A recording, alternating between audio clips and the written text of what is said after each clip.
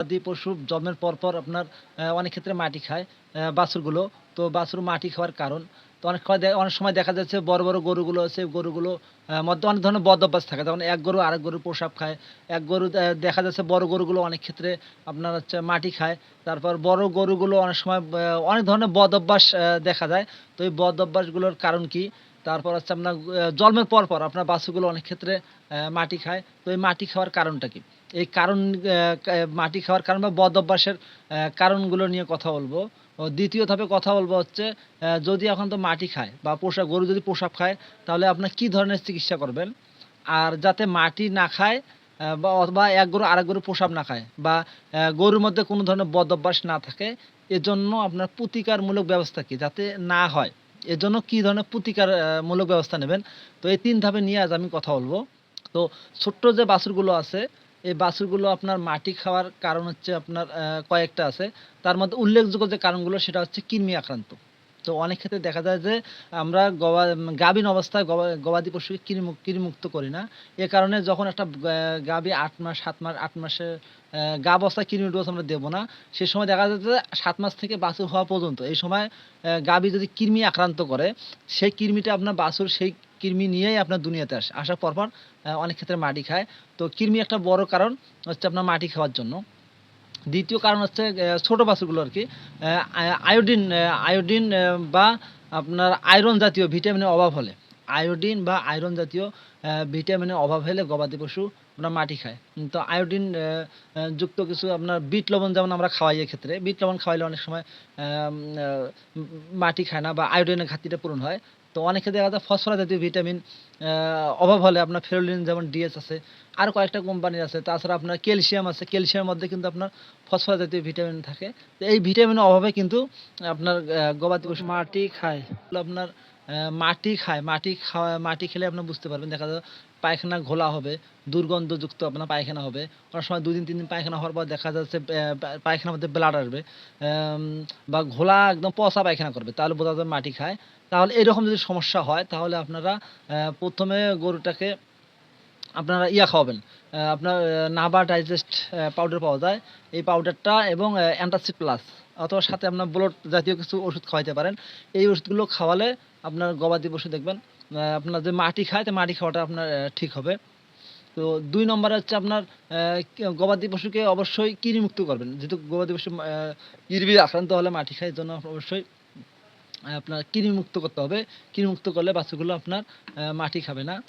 ৩য় ধাপে যে কথাটা বলবো, সেটা হচ্ছে ৩য় ধাপে যে কথাটা বলবো, সেটা হচ্ছে আপনার যাতে মাটি না খায় অথবা যাতে আপনার এই বদ অভ্যাসগুলো না থাকে।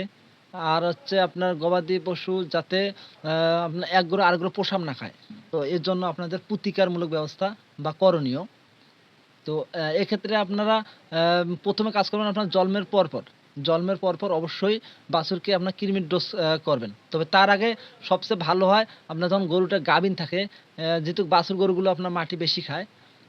এজন্য আপনারা যখন মনে করো গাভীন অবস্থায় যখন বাছুর পেটে থাকে তখন আপনারা ৭ মাসে বা ৬ মাসে গিয়ে অবশ্যই একটা কৃমিমুক্ত গাভী করবেন। তাহলে আপনার বাছুরটা জন্ম নেওয়ার পরপর আপনার মাটি খাবে না। এটা হলো আপনার প্রতিরোধমূলক ব্যবস্থা। আর যদি এখন তো মাটি খায় তাহলে আপনারা অবশ্যই আপনার খাওয়াবেন। আপনার প্যারাভেট জাতীয় একটা পাউডার আছে, পাউডারটা খাওয়াবেন তাহলে পশু দেখবেন সাথে মাটি খাওয়া বন্ধ হবে।